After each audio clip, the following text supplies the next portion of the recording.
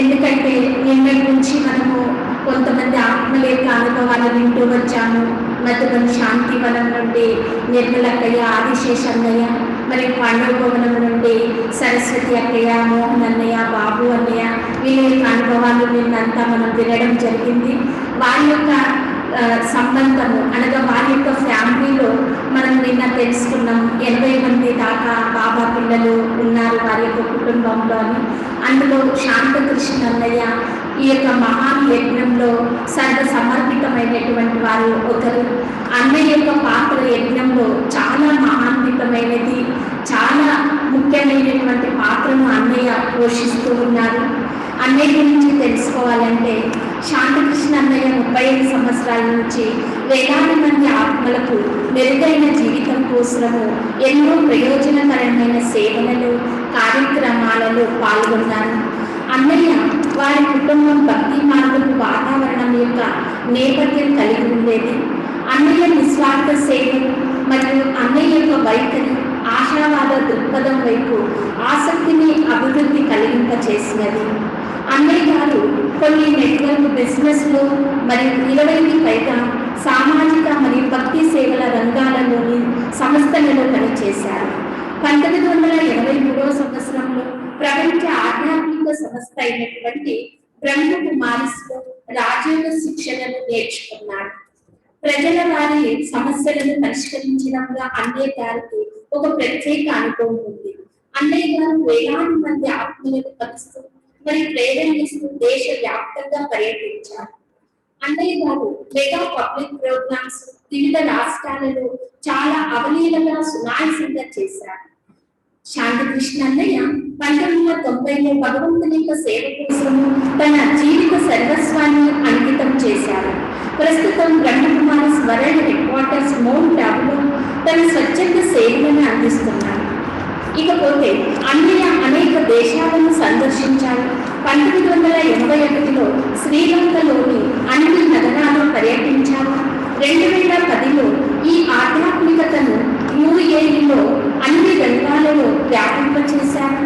1982 నుండి 2012లో నేపాల్లోని అన్ని నగరాలు, 2013లో యుఎస్లో తూర్పు మరియు మధ్య రాష్ట్రాల్లో, 2015లో సౌత్ అమెరికాలో, 2016లో ఇజ్రాయిల్లోని అన్ని నగరాలు, మస్కట్ పురం పార్కులో, 2017లో Oman guided for walk for wellness programme, ఇలా అన్ని దేశాలలో ఈ ఆధ్యాత్మికతను వ్యాపింపచేశారు.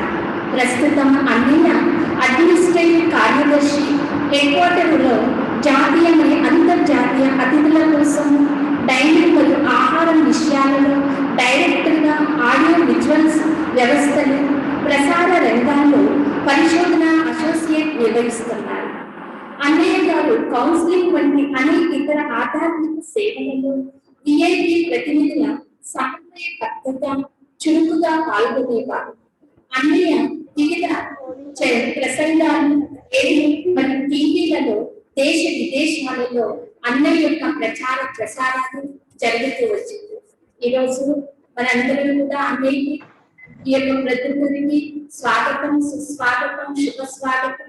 అన్నయ్య దివ్యమాల పుష్పగుచ్చంతో స్వాగతం పలుకుతున్నాను. అన్నయ్య చాలా ఖుషిగా స్వీకరిస్తూ ఉన్నారు. హేమా బెంచి కూడా లైవ్ లో ఉన్నారు, వారికి స్వాగతం తెలియజేస్తారు. చాలా థ్యాంక్స్ అన్నయ్య, మీరు కూడా మాకు ఇస్తూ ఉన్నారు. హేమా బెంచి కూడా అన్నయ్యకి స్వాగతం తెలియజేస్తారు. ఓం శాంతి. శాంతి కృష్ణబాయ్, స్వాగతం సుస్వాగతం మీకు ప్రొద్దుటూరు పరివారానికి.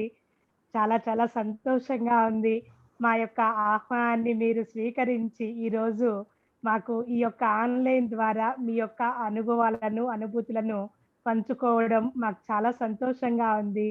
ఈరోజు సోమవారము, సోమరసాన్ని తాగిపించడానికి బాబా మిమ్మల్ని నిమిత్తంగా ఈరోజు పెట్టడం మాకు చాలా సంతోషంగా ఉంది.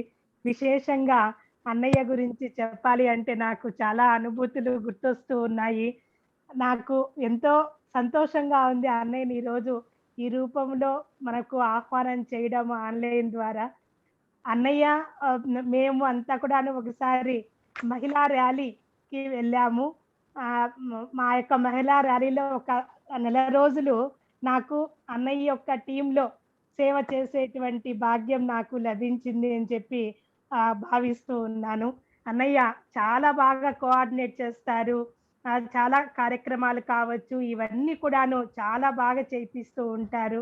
అదే విధంగా అన్నయ్య మేము ఎప్పుడైతే మధుబన్‌కి, పాండవ భవన్‌కి వెళ్తూ ఉంటామో అకౌంట్స్ మీటింగ్ టైంలో కావచ్చు, అప్పుడు అన్నయ్య డైనింగ్ ఇన్‌చార్జ్‌గా ఉండేటువంటి వారు. అప్పుడు చాలా బాగా ప్రేమతో సిస్టర్స్‌కి అందరికీ కూడాను వడ్డించడము, తర్వాత మన యొక్క సౌత్ వాళ్ళకందరికీ కూడాను ఆ సౌత్ భోజనాన్ని, దోసలు ఇటువంటివన్నీ కూడాను ఎంత ఇబ్బంది ఉన్నప్పటికీ కూడా అన్ని వందల మందికి ఇవన్నీ కూడా చేసి యజ్ఞంలో అందరికీ కూడా ప్రేమగా వడ్డించడం, చేయడము ఇవన్నీ కూడా చేస్తూ ఉండేటువంటి వారు.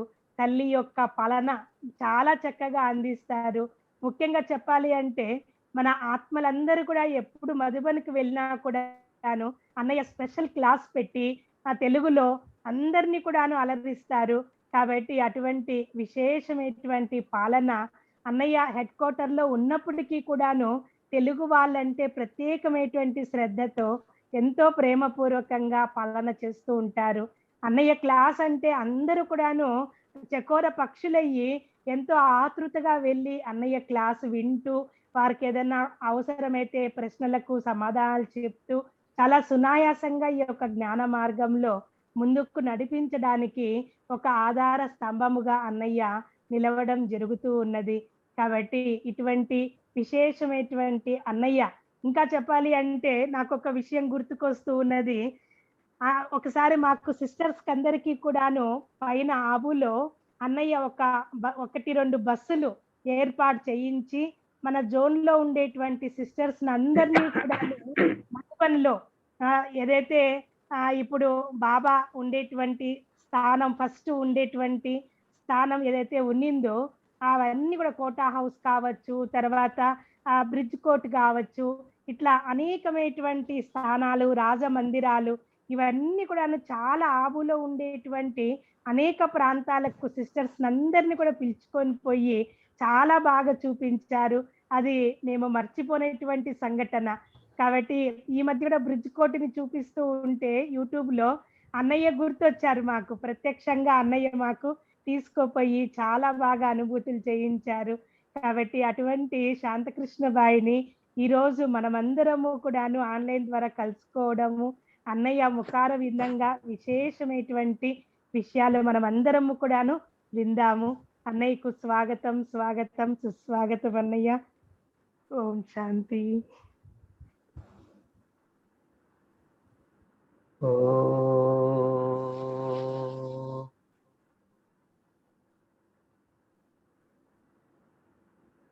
शांति।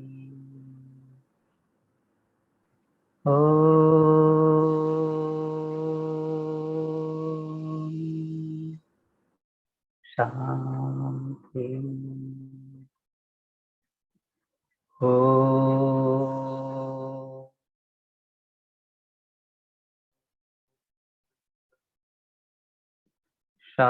शांति। ओम शांति। మధుబన్ సర్కాశంలో సర్వదాదీలు, పెద్దన్నయ్యలు, అక్కయ్యలు, సర్వ మధుబన్ నివాసుల తరఫున మీ అందరికీ స్వాగతం, స్వాగతం, స్వాగతం. అనుకోకుండా ప్రొద్దుటూరు వెయ్యమ్మ కాలనీ లోపలికి వచ్చేకి అవకాశం ఇచ్చినారు మీరు. ఈ వర్చువల్ సిస్టమ్స్ వచ్చిన తర్వాత అందరూ ఇప్పుడు జ్ఞాన యోగాల్లో బిజీ అయిపోయినారనమాట. కరోనా వచ్చిన తర్వాత ఇంకా వాళ్ళ పురుషార్థం తీవ్రంగా ఉంది. సో బాబా నిన్న కూడా మురళిలో చెప్పారు కదా, నంబర్ వారి పురుషార్థానుసారంగా బాబా ప్రతి పరివారం ప్రతి ఎంత స్నేహం ఉంది, ఆ స్నేహ ఆధారంగా అన్ని కూడా జరుగుతాయి అన్నమాట. విశేషించి ప్రొద్దుటూరు అంటే చాలా గుర్తులు వచ్చేస్తాయి అన్నమాట. ప్రొద్దుటూరు పరివారం అంటే ఇంకా ఎన్నో సందర్భాలు గుర్తొస్తాయి అన్నమాట. సో హేమక్క, శివలీలక్క మొత్తం ప్రొద్దుటూరు దైవి బ్రాహ్మణ కులభూషణులందరికీ స్వాగతం స్వాగతం స్వాగతం. ఈరోజు విశేషించి ధారణా క్లాస్ అని అనుకోవచ్చు, లేదా అనుభవాల క్లాస్ అని అనుకోవచ్చు. ఇది క్లాస్ కాదు, కేవలం చిట్ చాట్, అంటే ముచ్చట్లు పెట్టుకునేది అని అనుకుంటాము. కేవలం వినేదే కాకుండా అనుభవాన్ని కూడా చేసుకుంటూ మన బ్రాహ్మణ జీవితంలో సంపూర్ణ కర్మాతీత స్థితికి మనం చేరుకోవాల్సిన అవసరం ఎంతైనా ఉంది. ప్రతిరోజు జ్ఞానయోగ ధారణలు సేవల ద్వారా మనము చతుర్భుజ విష్ణువులు అవుతూ ఉన్నాము. విశేషించి మన జ్ఞానము, యోగము, ధారణ, సేవ, ఈ 4 సబ్జెక్ట్స్ని మనం తీసుకుంటే, ఈ మధ్య ఇక్కడ దాదీజీ ఆఫీస్లో మేమంతా మధ్యాహ్నం 1 గంట సమయంలో బాబాకి అంత కూర్చొని భోగు పెడతామన్నమాట. అప్పుడు వెళ్ళేక ముందు ఆ రోజు వరదానం బేస్తో అనుభవం చేసుకునేది. తర్వాత అభ్యాసం ఏం చేయాలని ఆ వరదానం నుంచినే ఒక అభ్యాసాన్ని తీసుకునేది. తర్వాత అందరూ వాళ్ళ అభ్యాసం ఏదైతే చేశారో, అనుభవం ఏమైందో అది కొంతమంది ఆన్లైన్లోనూ ఉంటారు జతలో, కొంతమంది ఇక్కడ వాళ్ళు అందరూ కూర్చొని మేము అంటే ఏదైతే పరస్పరము ఇచ్చి తీసుకోవడాలు అనేది జరుగుతుందో, కేవలం వింటూ ఉండేది కాకుండా ఇచ్చేదానికి కూడా అవకాశం ఏర్పాటు చేసుకుంటే బాగుంటుంది. మీరు ఇప్పుడు డైలీ క్లాసెస్, ఆన్లైన్ క్లాసెస్ ఏదైతే చేస్తున్నారో, ఎవరైతే పెద్ద అక్కలు ఉన్నారో వాళ్ళకి నేను ఇదే రిక్వెస్ట్ చేసేది, ప్రతిరోజు ఒక 5 మందికి ఏదైనా ప్రతిరోజు అందరికీ ఛాన్స్ దొరకని వాళ్ళు వాళ్ళ అనుభవాన్ని, మీరు ఏదైనా పని ఇవ్వండి, వాళ్ళు వాళ్ళ అనుభవం చెప్పాలి. అప్పుడు ఆటోమేటిక్గా ఇది ఏదైతే అభ్యాసం చేయాలని అనుకుంటారో, అభ్యాసము అనుభవాలను తీసుకుని వస్తుంది. ఇతరుల క్లాసులను మనం వింటూ ఉన్నాము, అది ఎక్కువగా ఉన్నది, జ్ఞానము ఎక్కువగా తీసుకుంటూ ఉన్నాము, కానీ భోజనాలు చాలా ప్రకారాలుగా ప్లేటు నిండా అన్ని వెరైటీస్ ఉన్నాయి, తింటూ ఉన్నాము, కానీ జీర్ణం చేసుకునే విధానంలో మనం టైం ఇవ్వాలన్నమాట. సో మన సమయము సఫలమైంది అనేది ఒకటి, భక్తి మార్గంలో కాలక్షేపానికి వెళ్తాము అనేవాళ్ళు అనమాట. అంటే కాలాన్ని వాడుకునేది, చూసుకునేది అనమాట. కానీ ఇక్కడ కాలాన్ని సఫలం చేసుకోవాలి. సో ఆ కాలాన్ని సఫలీకృతంగా చేసుకునే గాను వేరేవి చూసేది, వినేది, మాట్లాడేదానికంటే మనం బాబాది ఏదో ప్రోగ్రాం పెట్టుకున్నాము, టీవీ ఆన్ చేస్తున్నాము, చూస్తున్నాము, వింటున్నాము. కానీ విన్నటువంటిది తర్వాత ఎన్ని గుర్తున్నాయి, ఎంత విన్నారు, తర్వాత ఎంత గుర్తు చేసుకున్నారు, దీన్నే మన చింతన అంటారనమాట. రాసుకోండి తర్వాత. అప్పుడు లేదు ఏదైనా గుర్తులు పెట్టుకోండి, లేదు ఏదైనా కొంగకు ముడి వేసుకోండి, లేదు మీ దగ్గర ఉండేటువంటివి ఏదైతే వస్తువులు ఉందో అవి ఆ స్థలాన్ని మార్చి కొద్దిగా అది చూస్తే అది గుర్తు రావాలి. ఇలాంటి చిన్న చిన్న చిట్కాలు మాటలకు చెప్పే పని లేదు. ఇంకా అన్నయ్యలు లేదు పనులు కంప్యూటర్ల మీద చేసేవాళ్ళు ఉన్నారు, రైతు పొలం పనులు చేసేటువంటి ఉన్నారు. వాళ్ళు అక్కడ వాళ్ళ ఏరియాలో వాళ్ళ కార్యక్రమ ప్లేసుల్లో, లేదు వాళ్ళు పని చేసేటువంటి ప్లేసుల్లో ఇది గుర్తుపెట్టుకొని దానికి ప్రత్యేకించి అదే స్వరూపంలో అభ్యాసం నేను ఎంతవరకు చేస్తూ ఉన్నాను. ఈరోజు వరదానాన్ని మనం ఒకసారి తీసుకుంటాం అనమాట. శ్వేత వస్త్రధారి మరియు శ్వేత లైట్ దారి అని చెప్పారనమాట. ఇది ఎవరికి గుర్తుంది ఈరోజు ఉదయం నుంచి ఇప్పటి వరకు? శ్వేత వస్త్రధారి, శ్వేత లైట్ దారి బాబా. 8 సార్లు చెప్పండి. శ్వేత వస్త్రధారి, శ్వేత లైట్ దారి బాబా. శ్వేత వస్త్రధారి, శ్వేత లైట్ దారి బాబా.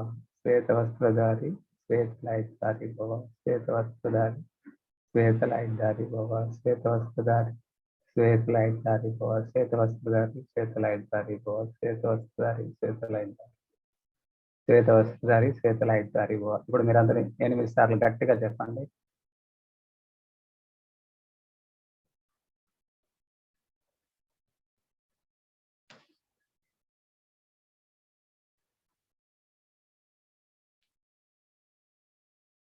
ఇప్పుడు 8 సార్లు మనసులో రిపీట్ చేయండి.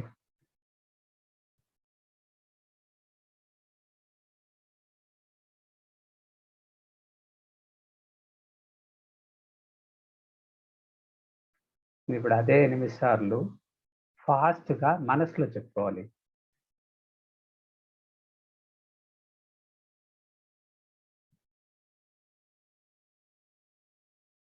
ఓకే, ఇప్పుడు ఏదైనా వేరే సంకల్పం చేయండి, చూస్తాము.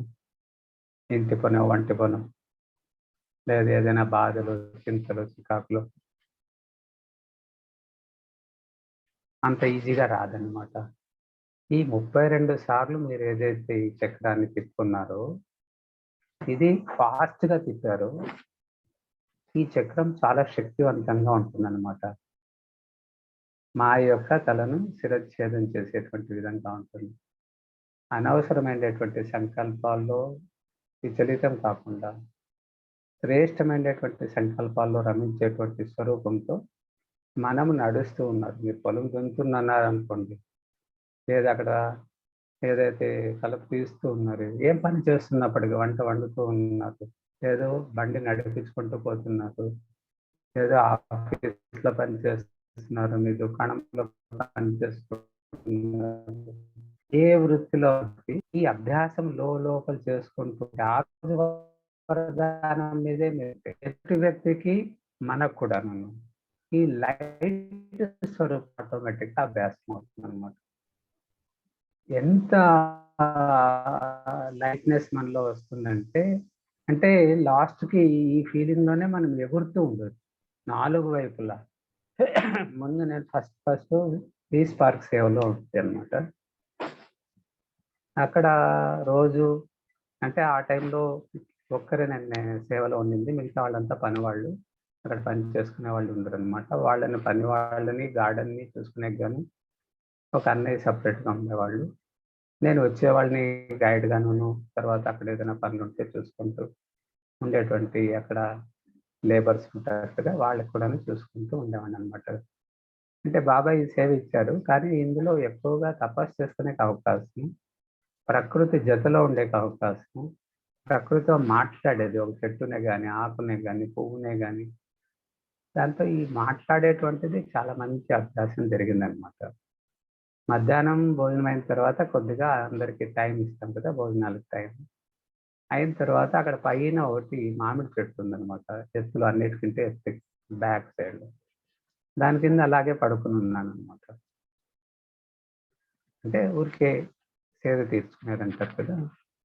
అప్పుడు సడన్గా ఏమైందంటే 4 వైపులా అగ్ని, అంటే నేను ఎక్కడైతే పడుకున్నానో చాలా 4 వైపుల నుంచి అంటుకొనేసింది అనమాట, పెద్ద అగ్ని. దాన్ని బడబాగ్ని అని కావాలంటే, సడన్గా ఇదేమి ఈ విధంగా అంటుకొనేసింది అని నేను ఇలాగ అనుకునే సమయానికి పైకి ఎగిరిపోయాను. పైకి ఎగిరిపోయి కింద చూస్తుంటే పీస్ పార్క్ అంతా అంటుకునేసింది అనమాట. తర్వాత అదే వెదజల్లుతో పక్కకంతా పోయింది, మౌంట్ అబు అంతా అంటుకునేసింది. ఇది అంటుకుంది, ఇలాగ అంటుకుంది. తర్వాత నేను అవును ఎందుకు దారి శ్వేత లైట్ దారి అంటే పరిస్థితి స్వరూపంలో ఉన్నాను అనమాట. అరే ఈ విధంగా ఉన్నానే నేను కిందంతా, అంటే ఒక రకంగా ఒక వినాశ దృశ్యాన్ని చూస్తున్నాను. అందులో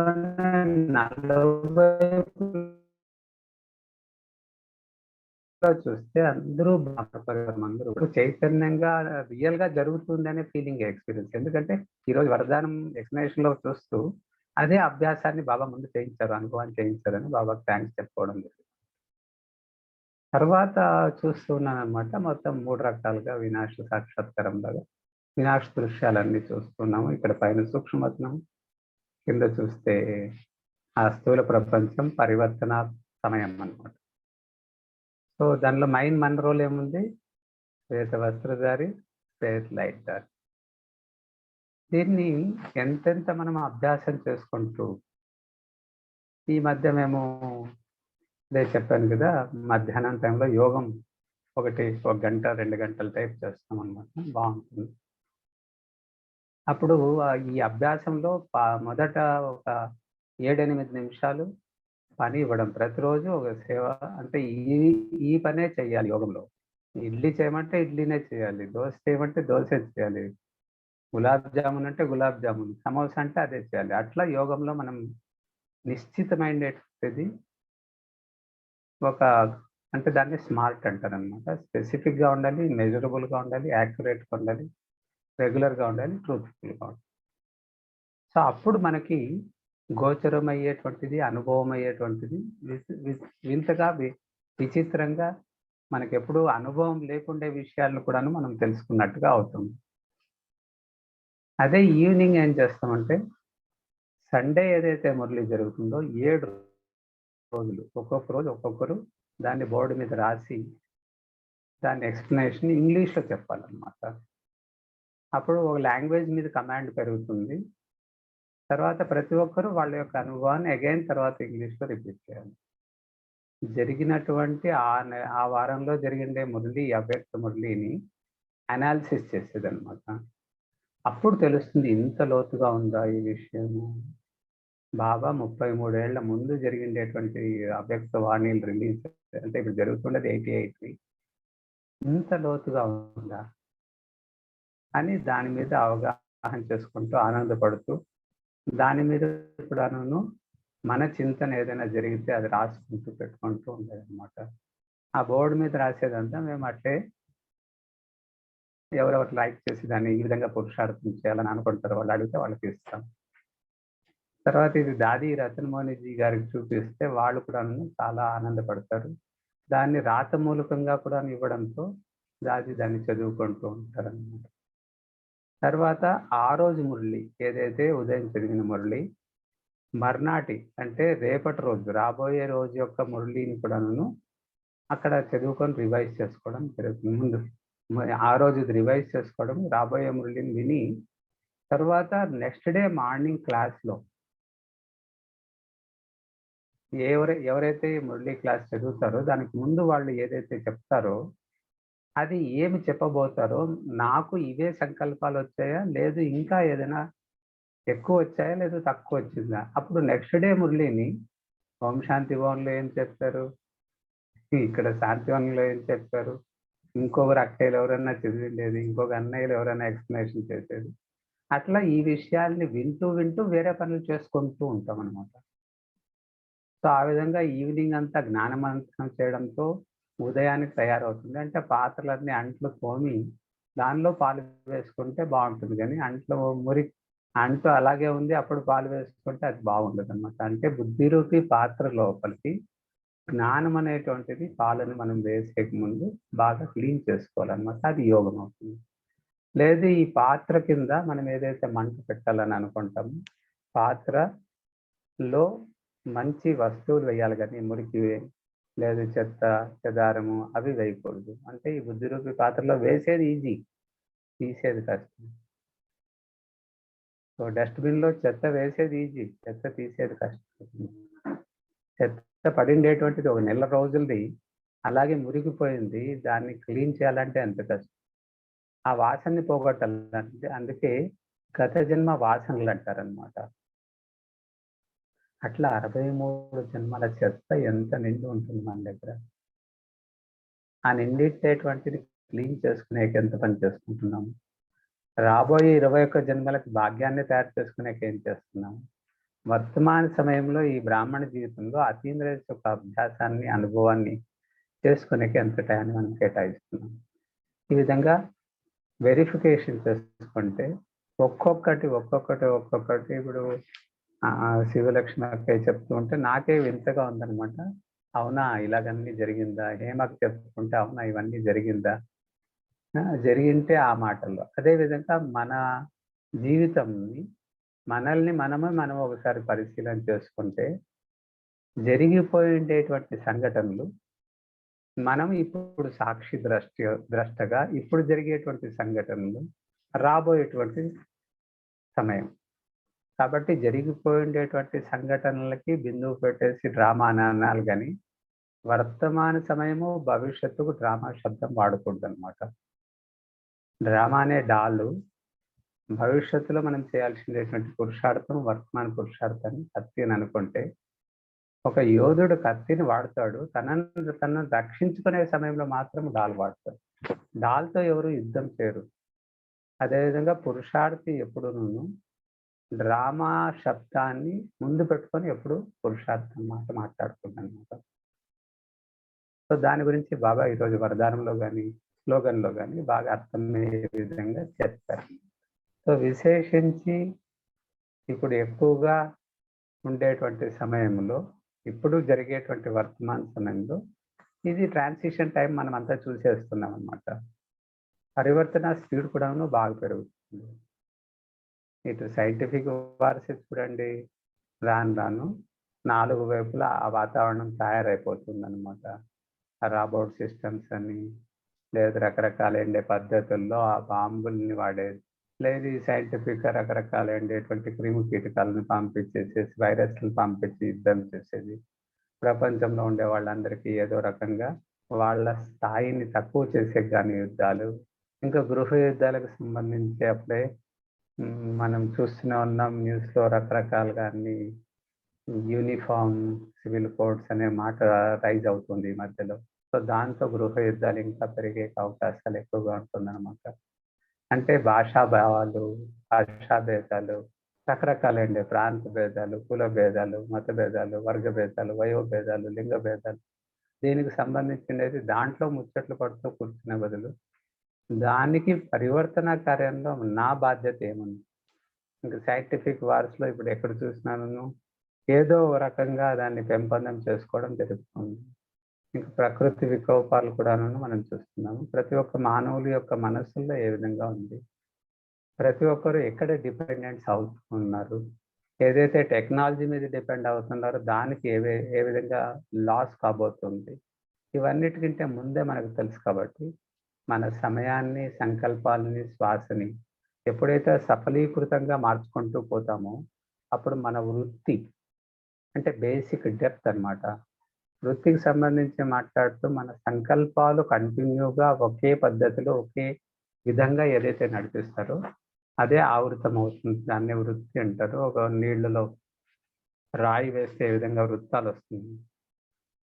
అదేవిధంగా మన వృత్తిలో ఏదైతే నింపుకుంటూ పోతూ ఉన్నామో, దీన్ని శక్తివంతంగా ఎప్పుడైతే చేసుకుంటామో అప్పుడు ఆటోమేటిక్‌గా ఇతరుల యొక్క వృత్తిని కూడాను. ఇప్పుడు సమయం తక్కువగా ఉండే సమయంలో వైవిధ్య ధోరణిలో ప్రతి ఒక్కరిలో పరివర్తన తీసుకురావడానికి స్వపరివర్తన ఎక్కువగా అవుతుంది. సో, చేంజింగ్ ఫిలాసఫీలో ఈ పాండమిక్ సమయం అంటున్నారనమాట. దీన్ని ఎక్కువగా ఈ మధ్య అందరూ వాడుతున్నారనమాట. సో, వైవిధ్య ధోరణిలో ఉండేటువంటి సమయంలో నేనిప్పుడు ఏం చేయాలి? సో, ప్రకృతికి ఏమైనా నేను సేవ చేస్తున్నానా? ప్రకృతి నుంచి తీసుకుంటున్నామే గానీ ప్రకృతికి ఏమైనా ఇస్తున్నామా? పంచతత్వాల పరివర్తనలో నేనేమైనా సహయోగం చేస్తూ ఉన్నానా? ఆత్మల్లో కూడాను ఏ ఆత్మలకి జాస్తి అటెన్షన్ పెట్టుకుంటున్నాను నేను? సో, దుఃఖ, అశాంతి ఆత్మలని ఒకేసారి స్టార్ట్ చేసేసుకుంటామన్నమాట.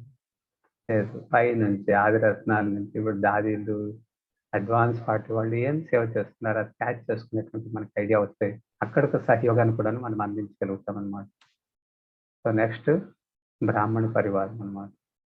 అందుకే ఈ బ్రాహ్మణ పరివారానికి అంతా అష్టదిగ్బంధనం చేసి, వాళ్ళు ఎప్పుడును బయట ప్రాపంచిక విషయాల్లోకి మగ్గు చూపకుండా బయటకు తోసుకొని పోకుండా, అదే విధంగా లోపలే ఉంటూ వాళ్ళ శక్తిని సంపన్నం చేసుకునేటువంటి దానికి కూడా మనం సహకరించాల్సి వస్తుందన్నమాట.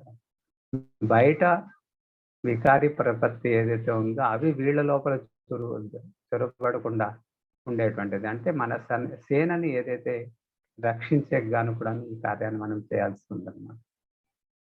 సో, తర్వాత 108, 16,108, 9,00,000, 3,00,00,000, 33,00,00,000 అంటే వీళ్ళందరికీ నేను ఏదైతే సేవ చేస్తున్నానో అప్పుడు బీజ స్వరూపంలో బీజ రూపం దగ్గర కూర్చునేది అక్కడే నిలబడి బాప్ సమాన స్థితిలోకి తీసుకొని రావాల్సి వస్తుందన్నమాట.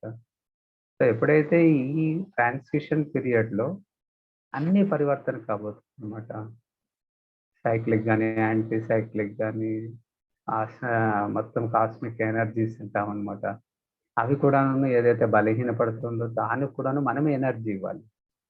ఏ గ్రహాలకో, నక్షత్రాల నుంచినో మనం తీసుకునే వాళ్ళు కాదు. దానికి ఇవ్వాలి మనం ఇప్పుడు. ఎందుకు ఇవ్వాలి? ఎలాగ ఇవ్వాలి? అనేది మనకు తెలుసు. ఇప్పుడు ఎవరికీ తెలీదనమాట. సో, ఇప్పుడు తీసుకునేటువంటిది ఇంతవరకు చేస్తూ వచ్చాం 5,000 సంవత్సరాల నుంచి ప్రకృతి నుంచి పంచతత్వాలకి. ఇప్పుడు బాబా నుంచి తీసుకుని వాళ్ళకి ఇచ్చేటువంటిది మంచి అవకాశం అనమాట. దీన్ని మామూలుగా నేను అమృత వేళ అయిన తర్వాత మధుబన్‌లో ఒక 8, 10 సంవత్సరాలు అనుకోండి. ఈ అభ్యాసం చాలా బాగా చేసుకునేవాడిననమాట. నక్కీ లేక్ దగ్గరికి వెళ్ళి అంటే ఆ గట్టు పైన కూర్చొని ఓ ముప్పావు గంట ఒకే ప్లేస్‌లో కూర్చునేవాడిని. ఒకే విషయాన్ని తీసుకోవడం, ఒకే స్థితిలో కూర్చోవడం. ఈ అభ్యాసాన్ని చేసుకునికి ఇప్పుడు సమయము బాబాని గుర్తు చేసుకోవడము అనేటువంటిది నాకు గులాబ్ జామున్ గుర్తొచ్చింది అన్నట్టు. తర్వాత బాబాని గుర్తు చేసుకోవడము, జ్ఞాపకం చేసుకోవడం తర్వాత నెక్స్ట్ స్టేజ్ యోగం చేయడం అంతే. ఆ యోగం చేసేది అనేటువంటిది ఏదైతే అనుకుంటామో అది ఏదో 3 నిమిషాలు, 5 నిమిషాలు. అలా కాదు. ఉదయం ఒక గంట, సాయంత్రం ఒక గంట ఒకే ప్లేస్‌లో భలే మీ ఇంట్లోనే అనుకోండి. ఒకే నిర్దిష్టమైన ప్లేస్‌లోనే కూర్చోవాలి. తపస్సు చేసేది ఇప్పుడు అవసరం ఉందనమాట. తపింపు చేసేది అంటారు. తపన. ఆ తపింపు చేసేది రాగద్వేషాల వెనక కాదు. మన ఆంతరికంగా ఉండేటువంటి ఈరోజు చెప్పారనమాట. గుణాలను, శక్తులను రెండిటిని యాక్టివేట్ చేయాలి ఇప్పుడు. ఉండింది. ఇప్పుడు ఉందో లేదో తెలియదు. శక్తులు ఉండింది. కానీ ఇప్పుడు ఉందో లేదో తెలియదు. 8 శక్తుల్ని కరెక్ట్‌గా పేర్లు నిలుపకుండా చెప్పండి చూస్తామంటే తడబడతామనమాట. మన దగ్గరుండే ప్రాపర్టీస్‌నే మనకి ఎప్పుడైతే గుర్తు రావడం లేదు అంటే దాన్ని ఎప్పుడు వాడుతాం. రోజు వచ్చే వరదానంలో ఒక్కొక్క విషయం మీద ఎప్పుడైతే మనం కేంద్రీకరిస్తామో, దాని మీద అటెన్షన్ పెడతామో, దాని మీద చింతన చేస్తామో, మననం చేస్తామో, అభ్యాసం చేస్తాం. లేదా అదే భక్తి మార్గంలో అయితే అనుష్ఠానం అంటారనమాట. ఇది మన దగ్గర పూర్తి ఇప్పుడు ఏదైనా ఉండని లేని ఇంటర్నెట్ వెళ్ళిపోయింది, లైట్ వెళ్ళిపోయింది. వేరే ఏదైతే వస్తువులు, వ్యక్తులు, వైభవాలు ఈ వెనక మనం దాని బేస్‌లో ఉంటామో అవన్నీ పోతుందనమాట. అప్పుడు నేను ఎలాగ ఉండగలుగుతాను? తీసుకుపోయి ఎక్కడో పెద్ద తుఫాన్ వస్తుంది. ఆ తుఫాన్‌లో అప్పుడు ఎలాగుండాలి మనం? అదే పెద్ద సునామీ వచ్చేసింది. అప్పుడు నేను ఒక జలదేవత అయినాను. ఆ నీళ్ళలో కూడాను ఆనందంగా, అక్కడ కూడాను పురుషార్థం చేసి. లేదు ఎక్కడో ఒక ఎడారిలో పడ్డామననుకో. అక్కడ ఏ విధంగా మన అనుభవాలను చేసుకుంటూ తపస్సు చేసుకొని విష్ణు సేవ చేయాలి. లేదు ఒక ఐలాండ్, ఓ ద్వీపంలోకి చేరుకున్నాం. అక్కడ ఎలాగుండాలి? ఎక్కడికి పోయినప్పటికీ ఇక్కడ నిత్యధ్యాస నిరంతరము మనం ఏదైతే మన పురుషార్థం, మన జీవితాన్ని వృత్తిలోకి నింపుతామో అదే మనకి సంకల్పంలో గాని, స్వప్నంలో గాని ఎక్కువగా మనకి సపోర్ట్ చేస్తుంటుందనమాట. నా ముందు ఏ పరిస్థితులు రాకుండా చూడు బాబు అనేది భక్తి. ఏ పరిస్థితులు వచ్చినా నేను నీ జతలో ఉంటాను బాబా అనేటువంటిది జ్ఞానం. సో ఈ పరిస్థితులకు గాను భయపడకుండా ఉన్న పరిస్థితులు ఏదైతే పరిస్థితులు దాన్ని మన స్వస్థితి ద్వారా ఒక సుగంధభరితమైనటువంటి వాయుమండలాన్ని 4 వైపులా పెంపొందం అంటే ప్రసరింపచేసేది. అదే ఈరోజు వరదానంలో కూడా బాబా చెప్పారు. సో దాన్నే వరదానము, వరం అది. బాబా ఇచ్చిన వరాన్ని మర్చిపోతే వాళ్ళందరినీ కర్ణుడు అంటారు. ఎవరైతే వరదానాన్ని గుర్తు చేసుకుంటూ ఉంటారో దాన్ని వాడుతూ ఉంటారో అంటే అస్త్రజ్ఞానము, శస్త్రజ్ఞానం అనమాట భక్తిలో చెప్తారు. ఈ అస్త్ర శస్త్ర జ్ఞానాలు రెండును. అంటే మన బాధ్యతలు అనేటువంటిది శస్త్రజ్ఞానం అయితే, మనము సూక్ష్మంగా తపస్సు ద్వారా సాధించినది అస్త్రాలన్నమాట. ఈ అస్త్ర జ్ఞానాన్ని రోజు మనం వెరిఫై చేసుకోవాలా, చెక్ చేసుకోవాలా. ఇంట్లో ఏ వస్తువులు ఉంది, ఎంత ఉంది, ఏం తెచ్చుకోవాలి, ఏమి స్టాక్ పెట్టుకోవాలి, ఏమేమి ఎంతెంత పాడైపోతుందో దాన్ని క్లీన్ చేసుకోవాలి. దాన్ని సఫలీకృతంగా చేసుకోవాలి. అందుకే దాది జానకి ఎక్కడికి వెళ్ళినప్పటికీ ఫస్ట్ ఆ వంటింటికి వెళ్తారనమాట. వంటింట్లో చూస్తేనే తెలుసు ఆ ఇంటి గురించి మొత్తం తెలుసుకునేసేయచ్చు అన్నమాట. అంటే ఏ విధంగా ఉంది ఆ ఇల్లు, ఆ ఇల్లాలు ఎలాగుంది, ఇంట్లో వాళ్ళు ఎలాగున్నారు. సో 3 ఎంలు అంటారనమాట. ఒక రాజుగా మనం కావాలి, యోగిగా కావాలి, లేదు రాజయోగిగా కావాలి. మనల్ని మనం స్వయం అన్వేషణ చేసుకోవాలి. నేను రాజుగా ఉన్నానా, యోగిగా ఉన్నానా, లేదు రాజయోగిగా ఉన్నాను. రాజుకు కావాల్సిన లక్షణాలు 3 ఎంస్ అంటారంట. Mind, men, money. అంటే తనువు, మనసు, ధనం. ఈ మూడింటిని మేనేజ్ చేసేది రావాలి. సన్యాసికి రాదనమాట. మనసుది ఒకటి వస్తుంది, తనువును కూడాను కొంతమంది చేస్తారు, ధనాన్ని గురించి ఇగ్నోర్ చేస్తారు. రాజుకు 3 ఉండాలి, మూడింటికి సంబంధించి పరిజ్ఞానం ఉండాలన్నమాట. సో ఖాళీ యోగి అయిపోయి సన్యాసి కాకూడదు, ఖాళీ రాజయ్యి ఒక పొలిటీషియన్ కాకూడదు. రాజయోగి అయ్యి ధర్మ కర్మ సమాధిన రెండింటినీ మనం ఎప్పుడైతే బ్యాలెన్స్గా పెట్టుకునే వాళ్ళు అవుతామో, ఈ బ్యాలెన్స్గా పెట్టుకునేటువంటి జీవితాన్ని మనం ఒక ఆదర్శవంతంగా నడుపుతాం. సో నేను చెప్తుంటే వింటూ ఉంటే మీ అందరికీ బాగుంటుంది అనమాట. సో ఒక 5 మందికి ఇప్పుడు ఛాన్స్ ఇస్తాం అక్కయ్య, శివలక్ష్మి అక్కయ్య. 5 మంది ఏదైనా ఒక ప్రశ్న అడగండి, లేదు వేరే వేరే ప్రశ్నలు అడగండి. తర్వాత నేను మామూలుగా ఎక్కువగా భక్తి మార్గంలో కూడా దీన్నే ప్రిఫర్ చేస్తానన్నమాట. తర్వాత అలాగే ఏదైనా ఒక సభని, సమావేశాన్ని ఏర్పాటు చేస్తే ఇష్టాగోష్ఠి అంటారనమాట. ఎదుటి వ్యక్తికి ఏదైతే అవసరం ఉందో అది మనం ఇవ్వాలి. సో ఇప్పుడు ఎవరైతే మీరు దగ్గర దగ్గర చాలా మంది సెంటర్లోనూ కూర్చున్నారని అనుకుంటాను, తర్వాత ఇక్కడ కూడాను కనబడుతున్నారన్నమాట. మారు వీళ్ళందరూ చూడండి ఇంతమంది కూర్చున్నారు. ఇంకా మీ మనసులో ఏదైనా అడగాలని ఉందా? దగ్గర దగ్గర 32 మంది ఆన్లైన్లో ఉన్నారు, సెంటర్లో కూడాను కూర్చున్నారని అనుకుంటాను. వాళ్ళు ఎంతమంది ఉన్నారో తెలియదు. సో ఒక్కొక్కరికి ఒక 2 నిమిషాలు, 1 నిమిషం అని అనుకుంటాము. మీరు ఇప్పుడు మీ ప్రశ్నను బట్టి తెలుస్తుంది మీరు ఏ పురుషార్థంలో ఏ ఏరియాలో ఉన్నారనేటువంటి. ఓం శాంతి మీ పరిచయాలు ఇవన్నీ ఇచ్చేదానికి మీరు ఏదైనా అందరికీ పనికొచ్చే ప్రశ్నలు ఏదైనా ఉంటే అడగవచ్చు. సో నేను మీతో కలుస్తూనే ఉంటాను, మాట్లాడుతూనే ఉంటాను. మధ్య మధ్యలో మీరు ఎవరు ఇప్పుడు అక్కయ్య, శివలక్ష్మి అక్కయ్య మీరు హ్యాండిల్ చేస్తున్నారు కదా, వాళ్ళ మైక్ని మీరు ఇది చేయండి, ఆన్ చేయండి. తర్వాత వాళ్ళు ఎవరైతే అడగాలని అనుకుంటారో అడుగుతూ ఉంటారన్నమాట. సో ఇదే విధంగా ఇప్పుడు పురుషార్థి జీవితంలో బాబా చెప్పిండేటువంటిది ధారణలకు సంబంధించిండేది, అనుభవాలకు సంబంధించిండేది. సో ధారణ ఎప్పుడైతే చేస్తామో అనుభవం అవుతుంది. ధారణ చేయకపోతే అనుభవం ఎక్కడి నుంచి అవుతుంది?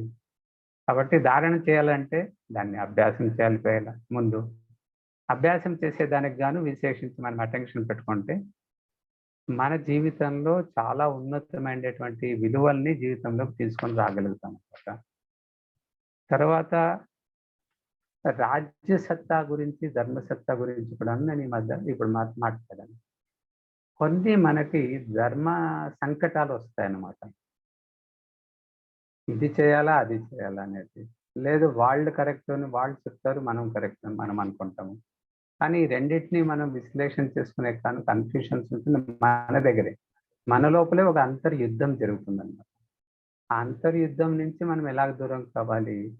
ఒకటి, ఆ మురళిని ఇప్పుడు 32 సార్లు మనం రిపీట్ ఎప్పుడైతే చేస్తామో ఇది ఒక చక్రంగా స్వదర్శన చక్రము తయారవుతుంది. ఈ అంతర్యుద్ధాల్లో 2 రకాలుగా ఉంటుందన్నమాట. ఒకటి ధర్మాన్ని గురించి, స్వధర్మము, పరధర్మం. పరధర్మం అంటే భౌతిక ప్రపంచం నుంచి వచ్చేది. కానీ ఇతరులు మన జతలో ఉండేటువంటి వాళ్ళ జతలో కొంతమంది ఇప్పుడు కరోనా కారణంగా ఇంట్లో అందరూ కలిసి ఉంటారనమాట. వాళ్ళ పనికి పోయినప్పుడు వేరే, ఇంట్లో ఒక దగ్గర ఉన్నప్పుడు వాళ్ళ లోపల ఉండేటువంటివి కొన్ని స్వభావ సంస్కారాలు ఇమర్జ్ అయ్యి పరస్పరంగా కొద్దిగా లేదు మనస్పర్ధలు రావచ్చు. ఇవి కూడాను దూరం కావాలంటే మనం ఏం చేయాలి? ఈ విధంగా మనం చింతన చేసుకునే మంచి అవకాశం ఉంటుందన్నమాట. సో నిన్నటి రోజు ఏదైతే బాబా ఆశలను గురించి చెప్పారనమాట. ఈ ఆశల్లో బాబా మీద, పరివారం మీద. బాబా మీద చాలా మందికి ప్రీతి ఉంటుంది, పరివారంతో తక్కువ ఉంటుంది. కొంతమందికి పరివారం జతలో చాలా ప్రీతిగా ఉంటారు, కానీ బాబా జతలో తక్కువ ఉంటుందన్నమాట. దాన్ని ఎట్లా బ్యాలెన్స్ చేయాలని బాబా నిన్న బాగా అవ్యక్త మురళిలో రివైజ్ చేశారండి. సో నెక్స్ట్ ఏదైనా ప్రశ్నలు అడుగుతారా? ఎవరైనా ఉన్నారా లైన్లో?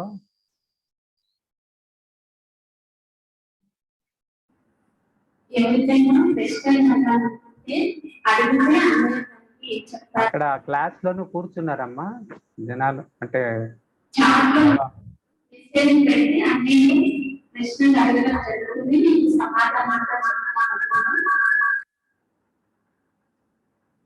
కాదు, క్లాస్ లో కూడా కూర్చున్నారా? ఉన్నారండి ఆ క్లాస్ లో. ఎంతమంది ఉన్నారు? 20 మెంబర్స్ క్లాస్ లో ఉన్నారు. 32 ఉన్నారు, టోటల్ 52 మెంబర్స్ ఉన్నట్టు అనమాట. అక్కడ వాళ్ళు కూడా ఆన్లైన్ లో చూసే వాళ్ళు కూడా జతలో ఇంకా ఉంటారు అనుకోండి.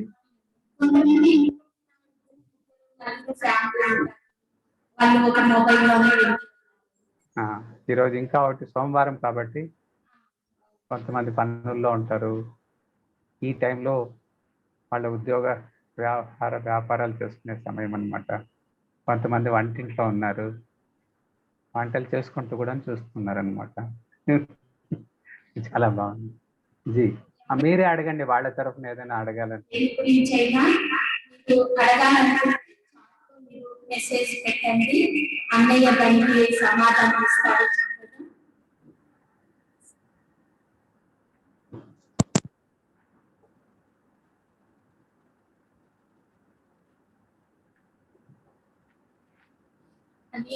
మీరు రకంలో దాడి జట్టులో ఉంటున్నారు, దాడి యొక్క పాలన ఎంతో పొందుకుంటూ ఉన్నారు. దాడి ద్వారా మీకు ఎన్నో అలౌకిక వండర్స్ మీరు దాడి దగ్గర చూసింటారు. అవి కొన్ని మాకు ఆత్మలకు షేర్ చేసుకుంటారని అనుకుంటున్నాను. అంటే ఇప్పుడు దాది జట్లో ఉన్నప్పుడు అంటే దాదిని మేము మూడు రూపాల్లో నేను చూస్తాను అనమాట. మా ఆఫీస్ ఇన్ఛార్జ్ అంటే ఆఫీస్ డైరెక్టర్గా వాళ్ళు ఆ రూపంలో ఉన్నప్పుడు ఏ విధంగా మాతో డీల్ చేస్తారు. తర్వాత మురళి చదివేటువంటి టీచర్గా ఉన్నప్పుడు వాళ్ళ జతలో మా అనుభవం ఎలాగుంటుంది. తర్వాత ఆవిడ అష్టరత్నాల్లో వచ్చేటువంటి క్వాలిటీ ఉండేటువంటి ఒక దేవి, అప్పుడు వాళ్ళతో మన వ్యవహారం ఎలాగుండాలి. లేదు ఒక ట్రిబ్యునల్లో కూర్చునేటువంటి దాది ముందర తర్వాత మనం ఇప్పుడు ఎలాగ వ్యవహరిస్తే అక్కడ ఎలాగుంటుంది. సో ఈ విధంగా ఈ 3-4 యాంగిల్స్లో నేను దాది జతలో ఉండేటప్పుడు అభ్యాసం చేస్తాను. సో అంతేకాకుండా దాది రూపంలో చూడడము, లేదు ఇదే చెప్పాను కదా టీచర్ రూపంలో చూడడము, లేదా ఒక ఆఫీస్ కార్య వ్యవహారంలో. సో వాళ్ళ దగ్గర వాళ్ళు మనల్ని చాలా క్షుణ్ణంగా పరిశీలన చేస్తుంటారు. అంటే మన తప్పు పచ్చిగట్టాలనే ఉద్దేశంతో వాళ్ళు మనల్ని పట్టుకోవాలనే ఉద్దేశం ఉండదు. మనకి నేర్పించాలి, మనల్ని అనుభవజ్ఞులుగా చేయాలని ఉంటారనమాట. ఎప్పుడైతే దాది పరిచయం నాకు బాగా అయింది అంటే ఫస్ట్ 1985లో పదయాత్ర టైంలో యూత్ తరఫున ఒక ప్రోగ్రామ్ స్టార్ట్ అయింది. అప్పుడు కొన్ని ట్రైనింగ్స్లో ఫస్ట్ నేను కూర్చున్నాను. కానీ దాదిని దూరం నుంచి దాదిని దగ్గరగా వాళ్ళ కార్యాన్ని చేసేదాన్ని. అప్పుడు దాది 1999 నుంచి దాది జతలో యజ్ఞ కార్యభారం చేసేది. అంటే విశ్వసేవ చేసేటువంటి కార్యక్రమాలు వేరే, ఒక స్టూడెంట్గా దాది క్లాస్ చేస్తుంటే వినేది వేరే, తర్వాత దాది జతలో కూర్చొని కార్యాన్ని సంపన్నం చేసేది వేరేనమాట. సో ఒక విషయంలో దాది దగ్గర ఉండేటువంటి జ్ఞానము మూలమైనటువంటి జ్ఞానం అనమాట. తర్వాత నేను ఏదైతే బయట ప్రపంచంలో నుంచి ఏదో 15-20 సంవత్సరాల ముందు పనిచేసేవాడిని, సేవ చేసేవాడిని, అక్కడి నుంచి విస్తారంలో నుంచి సారం వైపు పరుగులు తీసుకుంటూ మేము సారం నుంచి విస్తారాన్ని పరివర్తన చేసే కార్యంలో దాది ఉండేవాళ్ళు అనమాట. ఒకసారి దాదితో నవ్వుతూ, దాది మీ యొక్క పొజిషన్ అంటే రూటు విస్తారం వైపు మీరు వెళ్తున్నారు, మేము సారం వైపు పరుగులు తీస్తున్నాము. అక్కడ కొన్ని విషయాలు ఏవైతే అర్థం కాలేదో సో అర్థమయ్యేటువంటి విషయాలను మీ నుంచి నేర్చుకునే మంచి అవకాశం దొరికింది తీసుకొని రావడం అనమాట. సో ఇక్కడంతా మొత్తము అవస్థ వ్యవస్థ అని అంటారనమాట. దాది దగ్గర ఆంతరికంగా మన పురుషార్థంలో అవస్థను తయారు చేసుకునేది ఉంటే, ఈ కార్యక్రమాలు ఏదైతే చేయాలో యజ్ఞానికి సంబంధించినది, వ్యవస్థకు సంబంధించి దాదితో ఒక్కొక్క అడుగు నుంచి కూడా నేర్చుకునే అవకాశం దొరికిందనమాట. సో ఇంకా వ్యవస్థకు సంబంధించి మీరందరూ ఏదైతే కూర్చుని ఉన్నారో, బాబా కూడా దాది కూడా ఈరోజు అందరితో కలిసి ఇదే చెప్పారనమాట. మనమంతా నిమిత్తమైనాం, బాబాకి రైట్ హ్యాండ్స్ అయినాం అనమాట. నిమిత్తమైనాము, రైట్ హ్యాండ్స్ అయినాము అనేటువంటిది మన లోపల పక్కా చేయించేకి దాదీలు చూస్తే తెలుస్తుంది అనమాట. అంతేకాకుండా మనము విశ్వసేవకు గాను ఆధార స్తంభాలు అయినాం. మనం ఆధార స్తంభాలు అయిందాం అనేటువంటిది దాదీల దగ్గర ఉన్నప్పుడే మనకి ఇది అర్థమవుతుంది. ఆ ఆధార స్తంభాలు అయినాము, కానీ ఆ స్తంభం మీద ఎంత బరువు ఉంటుంది, తర్వాత స్తంభం ఏ విధంగా అచలడోలుగా ఉంటుంది, ఎంత పెద్ద పరిస్థితి అయినా వాళ్ళు ఎంత సుస్థిరమైనటువంటి స్థితిలో ఉంటారు అనేటువంటిది. అంతేకాకుండా మైన్ ఇక్కడ ఏం జరుగుతుంది, ఒకటి విద్యార్థి దశలో ఉండేటువంటిది వేరే, తర్వాత సమర్పణ దశలోకి రావడం వేరే. సమర్పణ దశలో ఉండేటువంటి వాళ్ళందరినీ వాడుకుంటూ విద్యార్థుల్ని విశ్వాన్ని పరివర్తన చేసే కార్యాలు చేసేటువంటిది ఈ దాది జట్లో ఉండే ఆఫీస్లో జరిగే కార్యం అనమాట. సుమారుగా 18-20 ప్రాజెక్ట్స్ పైన మేము డీల్ చేస్తుంటాం అనమాట.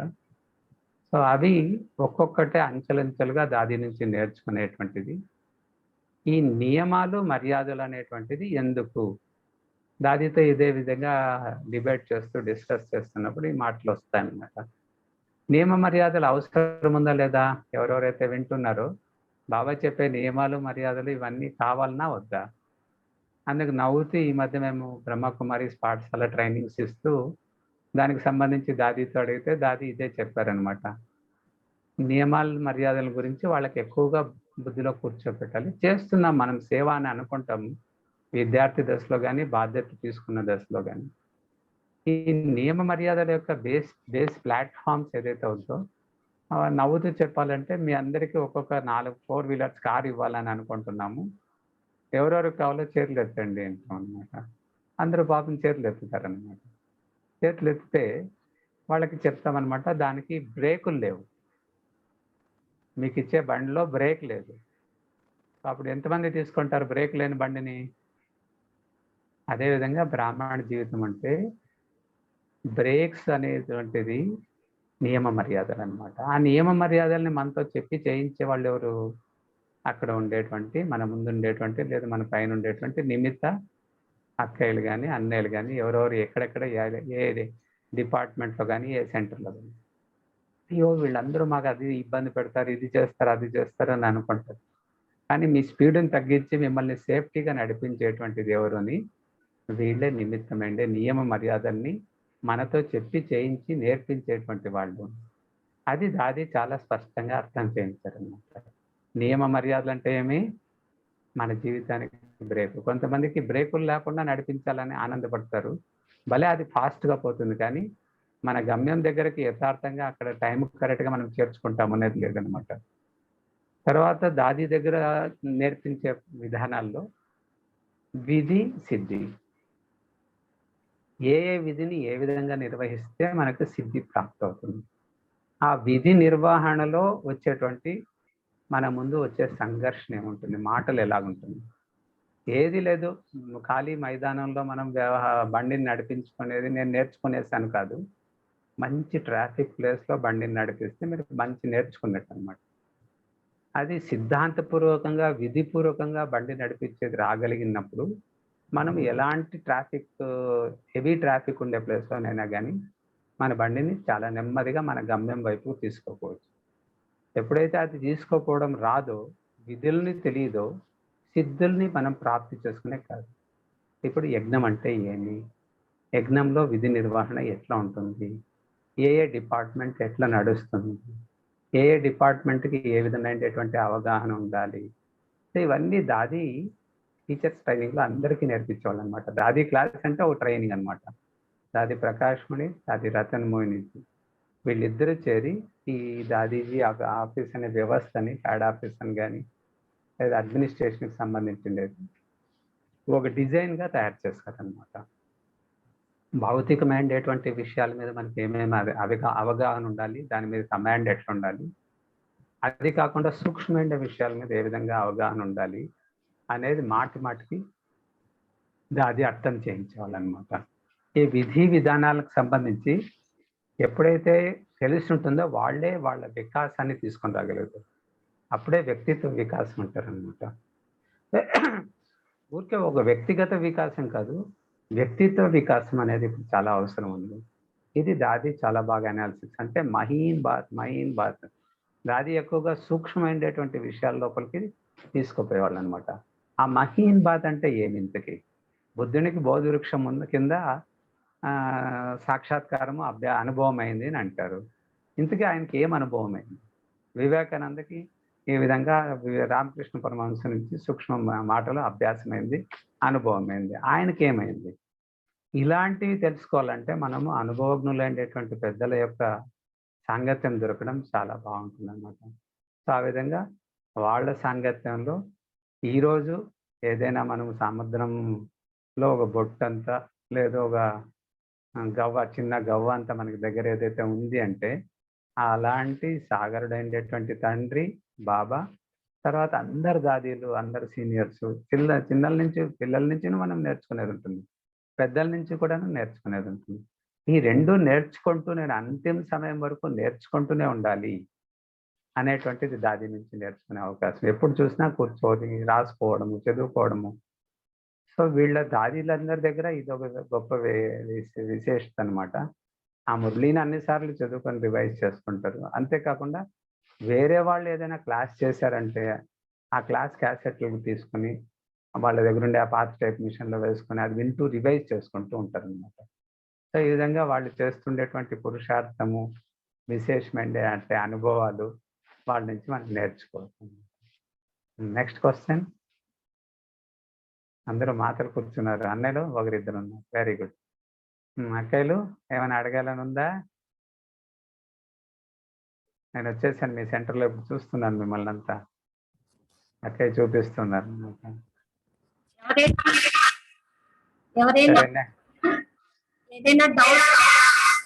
ఏం లేదు, ప్రొద్దుటూరు అంటే డౌట్లు లేకుండే వాళ్ళు అనేది అర్థమైపోయి ఇప్పుడే.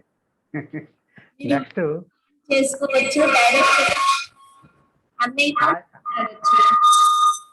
ఆచార వ్యవహారాలకు సంబంధించినటువంటిది కూడాను మనం చాలా అవగాహన నేర్చుకోవాల్సిండేది వ్యక్తి అవసరం అనమాట. ఆచారాలు, వ్యవహారాలు ఇదే 5000 సంవత్సరాలకు గాను తయారవుతుంది అనమాట, బేసిక్ అవుతుంది. ఏ ఆచారాలు ఇక్కడ మనం నిన్న కూడాను బాబా అడిగారు అనమాట.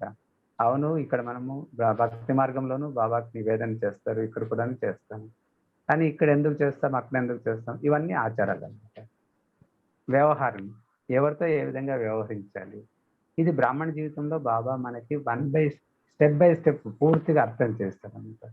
ఈ ఆచార వ్యవహారాల పద్ధతులను కూడాను ఒకే పద్ధతి అనేది లేకుండా మనం నడిపించేది మన జీవితం అంత బాగుండదు అనమాట.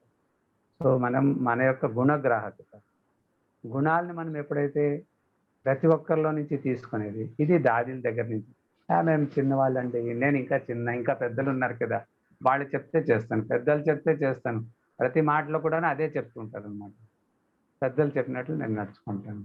ఇంతకీ ఆ పెద్దలు ఎవరు? దాది మీరే పెద్ద అంటే, లేదు నేను పెద్ద కాదు, బాబా ఉన్నారు, పెద్ద దాదీలు ఉన్నారు, అడ్వాన్స్ పార్ట్గా వెళ్ళిన వాళ్ళు ఉన్నారు, ఆది రత్నాలు ఉన్నారు, వీళ్ళందరూ పెద్ద. ఇప్పటికి కూడాను దాది తనల్ని అంత పెద్ద వయసు అయినప్పటికీ నేను పెద్ద అని ఎప్పుడు అనుకోరను. సో ఆ విధమైనటువంటి గుణాలు, ఇట్లా ఒక్కొక్క గుణాన్ని మనం పెద్దల నుంచి నేర్చుకునేకి ఎంతైనా ఉందన్నమాట. జీవిత జీ మీరు ఉత్తమ కుమార్గా ఉన్నారు. తర్వాత మీ యొక్క లౌకిక అలౌకిక ఫ్యామిలీ కూడా చాలా పెద్ద ఫ్యామిలీ, ఎంతో పెద్ద పరివారము. తర్వాత మీరు ఉండేటువంటి ఈ యొక్క ఆఫీసులో కూడా ఎన్నో బాధ్యతలు ఉంటాయి. కానీ ఇవన్నిటిని కూడా బ్యాలెన్స్ ఎలా పెట్టుకొని మీరు ముందుకు వెళ్తూ ఉన్నారు? మీ యొక్క పురుషార్థం ఎలా ఉన్నది? ఎందుకంటే హెవీ వర్క్ ఉంటుంది, అన్ని బ్యాలెన్స్ పెట్టుకోవాలి. ఇది. ఎస్పెషలీ బ్యాలెన్స్ పెట్టుకొని నడుచుకునేది అంటే చిన్నప్పటి నుంచి నాకు బ్యాలెన్స్ అంటే చాలా లైక్ అనమాట.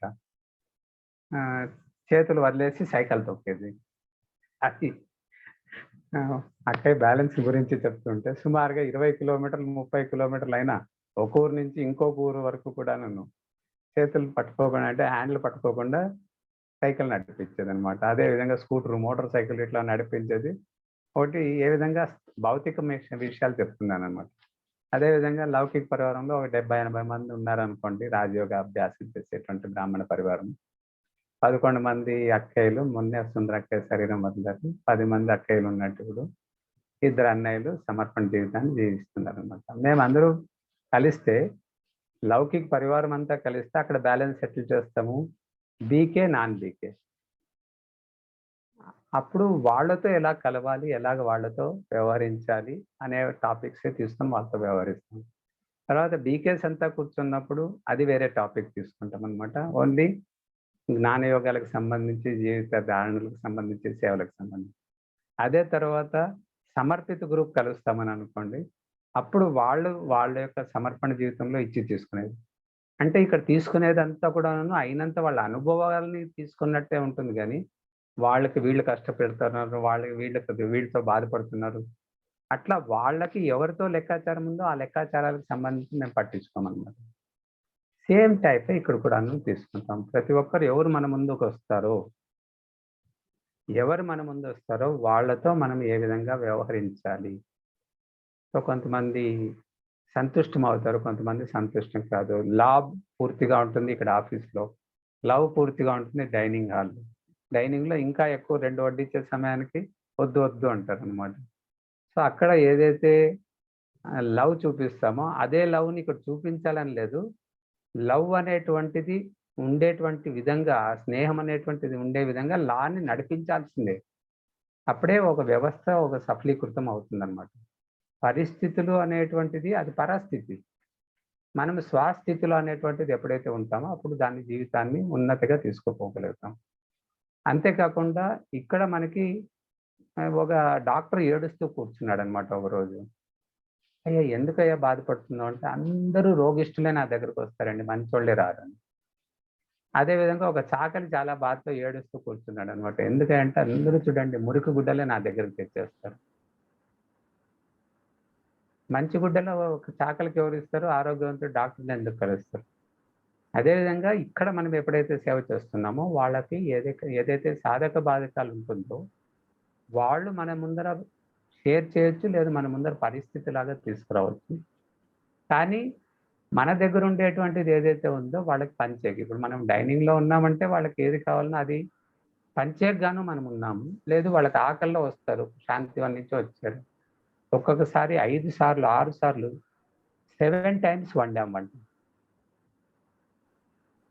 లాస్ట్కి వాళ్ళు బస్సులో నుంచి దిగుతారు, ఆకలితో వచ్చేస్తారు, అనుకోకుండా వచ్చేసింటారు, చెప్పకుండా వచ్చేస్తారు.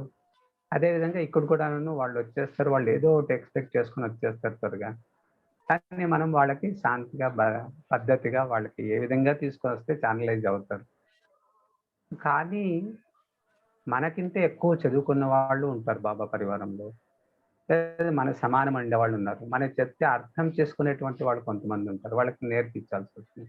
మనం చెప్పినా అర్థం చేసుకోకుండా వాళ్ళు కొందరు ఉంటారు, వాళ్ళ పని మనం చేయాల్సి వస్తుంది.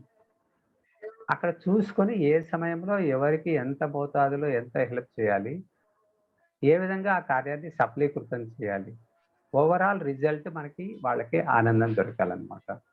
ప్రతి వ్యక్తితోనూ వాళ్ళు పని చేసుకున్నాను చేసుకోకపోయినా, వాళ్ళకి పెండింగ్ అయినా వాళ్ళు మన దగ్గర నుంచి వెళ్ళే సమయానికి వాళ్ళకి ఆనందం ఇచ్చేటువంటి వాళ్ళగా మనం కావాలి. ఆనందం ఇవ్వడము అనేటువంటిది మనకు రాలేదు అంటే మనకి సాల్వేషన్స్ తీసుకునేకి జ్ఞానయుక్త అనుభవాలు మన దగ్గర లేకుండా ఉంటుందన్నమాట. కాబట్టి వచ్చే వ్యక్తికి, వచ్చే వ్యక్తిత్వానికి సమయాన్ని, సందర్భాన్ని, విషయాన్ని చూసుకొని ఆ సమయంలో ఏ విధంగా మనం వ్యవహరిస్తే ఇద్దరికీ సుఖం దొరుకుతుంది అనమాట. ఈ విధమైన అభ్యాసాన్ని మనం చేసే అవకాశం ఉంటుంది. జీ Krishna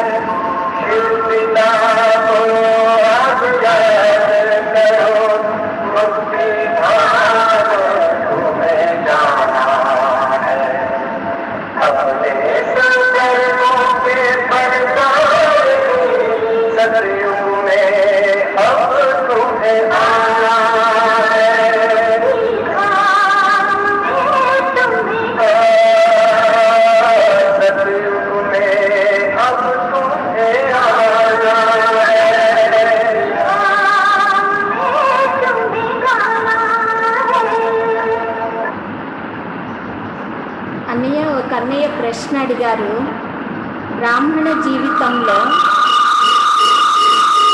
మంచి చెడుకు మంచి చెడుకు మధ్య యుద్ధము జరుగుతుంది, దాన్ని ఏ విధంగా మనము చేసుకోవాలి అని ఒక అన్నయ్య ప్రశ్న అడగడం జరిగింది. ఇప్పుడు నేను చెప్పాను కదా, బ్రాహ్మణ జీవితంలో ధర్మయుద్ధం జరుగుతుంది. ధర్మయుద్ధంలో మనము ధర్మ అధర్మాల యుద్ధం మధ్య జరుగుతుందా మన బ్రాహ్మణ జీవితము, లేదు ధర్మ యుద్ధం జరుగుతుందా అనేది చెక్ చేసుకోవాలి. అక్కడ మంచి చెడు అని అంటున్నారు కదా, ఈ మంచి చెడు అనేటువంటిది బ్రాహ్మణుల మధ్యలో, లేదు బ్రాహ్మణులు లౌకిక వాళ్ళ మధ్యలో, ఈ మధ్యలో యుద్ధం జరుగుతుందన్నమాట. అందుకు ఇంతవరకు మనము ఋషులు మునుల నుంచి ఎన్నో విషయాలు నేర్చుకున్నాము. దాన్ని ఋషి సంస్కృతి అంటారు, ముని సంస్కృతి అంటారు. కానీ ఇప్పుడు మనము ఈ ఋషి సంస్కృతి ముని సంస్కృతిలో చెప్పిన మహావాక్యాలు మంచి మాటల్ని మనం అది పెట్టుకుంటాం అన్నమాట.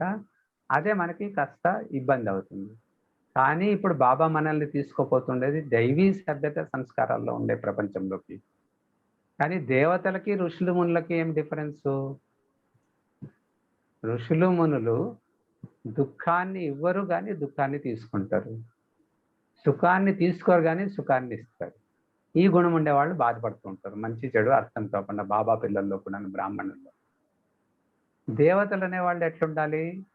వాళ్ళు దుఃఖాన్ని తీసుకోరు, దుఃఖాన్ని ఇవ్వరు, సుఖాన్ని తీసుకుంటారు, సుఖాన్ని ఇస్తారు. ఇది రాకుండా మధ్యలో సర్కస్ అవుతుంది, ఏది మంచి ఏది చెడు అని. సో మన మధ్యలో ఉండేటువంటి వాళ్ళలో ఎదుటి వాళ్ళు చెప్తుండేది సత్యంగా మాట్లాడమని, అది వాళ్ళ గుణము. నా లోపల ఒకటి ఉంటుంది, మంచిగా మాట్లాడాలి, మధురంగా మాట్లాడాలి. అప్పుడు మన ఇద్దరి మధ్యలో యుద్ధం జరుగుతుంది అనమాట. ఆయన సత్యము అంటారు, నేను మధురం అంటాను అనమాట. ఈ విధంగా బాబా పిల్లల మధ్యలో వచ్చేటువంటి సంఘర్షణ ఎట్లుంటుంది, లేదు ఎదుటి వాళ్ళ మధ్యలో సంఘర్షణ ఎట్లుంటుందంటే, ఒక గుణాన్ని వాళ్ళు మంచిది అని అనుకుంటే ఇంకో గుణాన్ని మనం పెట్టుకుంటాం, ఇది మంచిది అని. ఈ రెండిటి మధ్యలో ఉండేటువంటిది బాబ్ సమాన స్థితి అంటారు అనమాట. ఆ గుణంతోనూ మనం బాగా ఉండాలి, ఈ గుణంతోనే. నేను సత్యమే మాట్లాడాలంటే గుడ్డివాడిని, ఒరే గుడ్డివాడా అంటే గుడ్డోడా అంటే అతనికి బాధ కలుగుతుందా లేదా? అక్కడ మిస్టేక్ అది అవుతుందన్నమాట. ఎట్లా ఆ గుణాన్ని మనము యాక్సెప్ట్ చేయాలి? నేను మధురంగా మాట్లాడాలి, అదే గుడ్డి వ్యక్తితో ఏమండి సూర్దాస్ గారు ఇలాగొచ్చి కూర్చోండి, సో నేను ఇది ఎక్స్పెక్ట్ చేస్తాను, వాళ్ళు అది ఎక్స్పెక్ట్ చేస్తారనమాట. నేను కరెక్ట్ కదా మాట్లాడింది, నేను చెప్పింది తప్పేముంది? అక్కడ ఏది మంచి ఏది చెడు అనేది విశ్లేషణ చేసుకునే గాను వివేకత చాలా అవసరం. బ్రాహ్మణులు అయినప్పుడు మనకు వివేకత కావాలి. ఎక్కడ మనకి సంఘర్షణ జరుగుతుందో, ఎక్కడ యుద్ధం జరుగుతుందో అక్కడ త్వరగా ఒక మురళీ బుక్ తీసుకొని ఇలా ఓపెన్ చేయండి, సో చేస్తేనే అక్కడ ఏదైనా ఉంటుంది దానికి సంబంధించి ఆన్సర్. आप संगम युग पर होता है जो आप सभी అనుభవి बनना है. ఇప్పుడు ఇది చెప్పారు, ఇప్పుడు సంగమ యుగము మనం అనుభవీలు కావాలి. కాబట్టి వీళ్ళు చెప్తుండే దాంట్లోనూ మంచి ఉంది, నేను చెప్తుండే దాంట్లోనూ మంచి ఉంది, కానీ వాళ్ళకి నేను అర్థం చేయించే పద్ధతి నాకు రాలేదని తెలుసుకోవాలన్నమాట. సో ఇప్పుడు నేను మీకు ఇది అంటే ఒక ఎగ్జాంపుల్గా చెప్తున్నాను. ఎక్కడ మంచి చెడు అనే కన్ఫ్యూషన్ వస్తుంది అంటే, నేను మీతో అడుగుతాను అనమాట, ఇది ఏ రంగు ఉంది అని. మీరేమంటారు? ఇది తెల్లగా ఉందండి అంటారు. నేనంటాను లేదు ఇది గోల్డెన్ కలర్లో ఉంది. మీరు చెప్పింది కరెక్ట్, నేను చెప్పింది కరెక్ట్. మీరు చూసే దృష్టికోణంలో మీరు చెప్తుండేది కరెక్టు, కానీ నేను చూసే దృష్టికోణంలో నేను చెప్పేది కరెక్ట్. ఈ రెండింటిని గురించి అన్వయించేసేది ఎప్పుడైతే రాగలుగుతుందో అక్కడ పాపము పుణ్యము, సుఖ దుఃఖాలు, మానము అపమానము, జయము పరాజయము, స్తుతి లేకపోతే నింద, ఇవన్నిట్లో సమాన స్థితి మనలో రాగలుగుతుంది. అప్పుడు మనం బాబా సమానమైన బ్రాహ్మణులు కాగలుగుతాం. కానీ ఇవన్నిట్లో యుద్ధం చేస్తుంటే అజ్ఞాని ఉన్నట్టే. ఇంకా యుద్ధ సంస్కారం వచ్చింది అంటే త్రేత అనేస్తారనమాట బాబా. యుద్ధ అన్నయ్య సంస్కారం అనేదే రాకూడదు. చెప్పమ్మా. చాలా మందికి ఒక డౌట్ ఏంటంటే, బాబా పిల్లలు వాళ్ళకు శారీరకంగా శక్తి ఉన్నప్పుడు ఆహార నియమాలు, తర్వాత ప్రతి ఒక్క నియమాలన్నీ కూడాను పాటిస్తూ ఉంటారు. కానీ ఎప్పుడైతే వయసు మీద పడుతుందో అలాంటి సమయంలో ఆహార నియమాల్ని కొంచెము ఉల్లంఘన చేసేటువంటి పరిస్థితులు ఏర్పడుతూ ఉన్నాయి. వీళ్ళకు ఫస్ట్ నుంచి ఎప్పుడైతే జ్ఞానం లేకొచ్చింటారో అప్పటి నుండి నియమాలన్నీ పాటించడము అన్నీ అలవాటు ఉంటుంది. కానీ లాస్ట్ మూమెంట్‌లో అది తప్పడం జరుగుతూ ఉంటుంది. కానీ వీళ్ళకు మానసికంగా మాత్రం ఒక వ్యధలాగా ఉంటూ ఉంటుంది. మనం ఎన్ని సార్లు, ఎన్ని రూపాలుగా చెప్పినప్పటికీ కూడా మేము తప్పుతున్నామే అనేటువంటి భావన ఉంటూ ఉంటుంది. కాబట్టి ఇది కొంచెం మీరు చెప్తే బావుంటుంది. ఇక్కడ మీరే 2 శబ్దాలు వాడుతున్నారనమాట ప్రశ్నలోనే. ఒకటి నొప్పి వేరే, ఒకటి రెండోది బాధ వేరే. ఇప్పుడు ఎవరో ఇక్కడ నాకు గిచ్చారనుకోండి, ఇప్పుడు దీన్ని అబ్బా నొప్పి నొప్పి అంటాం అనమాట. తర్వాత దాన్ని రివైజ్ చేసుకుంటూ, చూడు అందరి ముందర ఈ అన్నయ్య నన్ను గిచ్చాడు, ఇలాగ అనాలనేముంది, ఇలాగ చేయాలనేముంది, దాన్ని వర్ణన చింతన చేసుకుంటూ ఉంటాము, అది బాధ. సో ఇప్పుడు వయసులో ఉన్నప్పుడు నేను బాగా అన్ని రకాలైన నియమ మర్యాదల్ని ఫాలో చేశాను. రాను రాను తర్వాత పరిస్థితుల్లో శరీరం సహకరించకపోవడమే కానీ పరివారం సహకరించకపోవడంతో నేను ఇలాంటిది చేయాల్సి వస్తుంది. మరి అప్పుడు బాధపడ్డాము. అంటే అక్కడ వర్ణన చింతన ఎక్కువ చేసుకుని బాధపడేది అది వాళ్ళు ఇవ్వలేదు బాధ, మనం పెట్టుకుంటున్నాం. సో ఇతరుల నుంచి మనకు రావడం లేదు, మనం పెట్టుకుంటున్నాం. సో దానిలో కూడాను మనకు మన శరీర నిర్వహణకు సంబంధించిన విధంగా ఏ విధంగా ఉంటుంది. నేను మొట్టమొదటిసారి జ్ఞానంలోకి వచ్చే ముందు అందరి ఇంట్లో పరివారం మ్యాక్సిమం అందరూ బీకేఎస్ అయ్యారనమాట. నేను ఇదే ఆలోచన చేసేవాడిని. 45 రోజులు 50 రోజులు బయట బిజినెస్ గాను వెళ్ళాల్సి వస్తుంది. అప్పుడు అలాగ వెళ్ళాల్సి వస్తే నాది ఈ దినచర్యలో కానీ లేదు ఈ ధారణల్లో కానీ ఎలా చేస్తుంది, మొత్తం అన్నశుద్ధి మీదే వస్తుందన్నమాట. అందుకు నేను 3 నెలలు ఫస్ట్ నేను ఈ ప్రాక్టీస్ చేసి నేను ఫిట్ అవుతాను అన్న తర్వాత సెంటర్ లోపల కాలు పెట్టాలని నిర్ణయం చేసుకుని 3 నెలలు బిజినెస్కి వెళ్ళినప్పుడు మొదట అంతా కూడా నేను హోటల్లో భోజనాలు చేసేది నుంచి నేను బయటకు రావాలి. అప్పుడు ఏం చేశాను, అన్నం పెరుగన్నము అంటే ఇడ్లీ చట్నీ ఇలాంటివి అనమాట. దోశ ప్లైన్ దోశ చట్నీ అంటే దాంట్లో ఉల్లిపాయ వెల్లుల్లి పడదో అలాంటివే తినేకి ప్రయత్నం చేసి తర్వాత అక్కడ ఏదైతే డైరీస్ ఉంటుందో ఆ డైరీల దగ్గర పాలు తీసుకుని 1 లీటర్ పాలు తాగేసేవాడిని అనమాట. లేదా పళ్ళు బాగా తినేవాడిని. ఈ విధంగా తీసుకుంటూ ఒక దారిలో నుంచి నెక్స్ట్ స్టెప్లో పోవడం ఏ విధంగా జరిగింది, భోజనంలో ఉల్లిపాయ వెల్లుల్లి పడకుండా చేసుకునేది తిన్నామనుకోండి. అదేవిధంగా నెక్స్ట్ స్టెప్ వచ్చే సమయంలో హోటల్స్కి పోకుండా పరివారము రిలేటివ్స్ లేదు బిజినెస్ ఫ్రెండ్స్ ఉంటారు, వాళ్ళు పిలుస్తూనే ఉంటారు ఎక్కువగా. అంటే వాళ్ళలో ముందు నుంచి ఒక ప్రీతి ప్రేమ, వాళ్ళు మనకి నియమ మర్యాదలకి గౌరవం ఇచ్చే పద్ధతిగా మనం వ్యవహరించాలి. అక్కడ వాళ్ళని మనం చాలా నాన్బీకి అని అజ్ఞాని అని తూలనాడే పద్ధతిలో కానీ వాళ్ళని బాధ పెట్టే విధంగా మనం చేస్తే ఈ బాధ పడాల్సిందే. ఇది కంపల్సరీ మన కర్మ మీద ఉంటుందన్నమాట. నేను వాళ్ళకి బాధ పెట్టాను, జ్ఞాని అయ్యి బాధ పెట్టాను కాబట్టి నేను ఇక్కడ ఈ శిక్షణ అనుభవించే ఒప్పుకొనేసామనుకోండి బాధ ఉండదు. తర్వాత నెక్స్ట్ స్టేజ్లోకి తర్వాత అన్ని దానం. ఇప్పుడు మీరు కూడా మిమ్మల్ని చూసుకోండి, మీకు బాధ కలుగుతుందా నొప్పి కలుగుతుందా, ఆ ఆహారాన్ని తినే సమయంలో మీరు బాబా స్మృతిలో తింటున్నారా లేదా? బాబా స్మృతిలో తినకపోతున్నప్పుడు అప్పుడు ఆటోమేటిక్గా బాధ వస్తుందన్నమాట. శరీరం సహకరించడం లేదు. ఇక్కడ భోజనం ఎందుకు తినాలి అనేటువంటిది బాబా చెప్తారనమాట. ఒకటి, బతికే గాను తినేవాళ్ళు కొందరు, తినే గాను బతికేవాళ్ళు కొందరు. నేను తపస్సు చేసుకునే గాను, శక్తిని నింపుకునే గాను ఈ ఆహారాన్ని భుజిస్తున్నాను. అప్పుడు బాబా నువ్వు ఇదే తినిపించాలని ఉందా, తినిపించండి, మీరేం తినిపిస్తే నేను అది తింటాను అని అక్కడ బాబాకి అప్పుడే ఒప్పిన తర్వాత వర్ణన చేయకూడదు. మనల్ని మనం లోపలికి మాటికి పుచ్చుకొని బాధపడకూడదు. ఇప్పుడు 70 ఏళ్ళైంది, 80 ఏళ్ళైంది, 90 ఏళ్ళైంది, వయసు అయిపోయింది.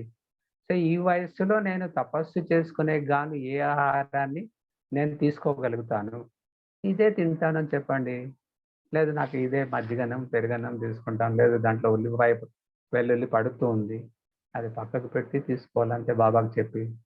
నేను చెప్తుండేది ఎగ్జామ్షన్స్ని వాడుకునేవాడు కాకూడదు. తర్వాత అంతిమ సమయం వరకు బాబా నాకు తినిపిస్తారని దృఢ సంకల్పం చేయండి.